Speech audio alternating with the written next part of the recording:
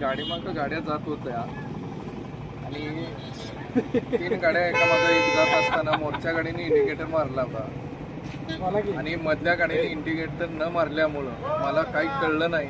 आम्ही कोल्हापूरला चाललो होतो। मधल्या गाडीचा ड्रायव्हर पण उतरून मला परत बोलला की मी कोल्हापूरला चाललो होतो, त्यामुळे मी इंडिकेटर मारला नव्हता। मोठ्या गाडीने ब्रेक केलं, फास्ट मारल्यामुळं मधल्या गाडीने ब्रेक मारला, माझी गाडी जाऊन त्या गाडीला आम्हाला मुक्का मार जाम लागला। पण मुक्का मार कोणाकोणाला लागला याच्यामध्ये? माझ्या बहिणीच्या सुनाला आणि आमच्या फॅमिलीच्या उजव्या हाताला मुक्का मार लागला। बर।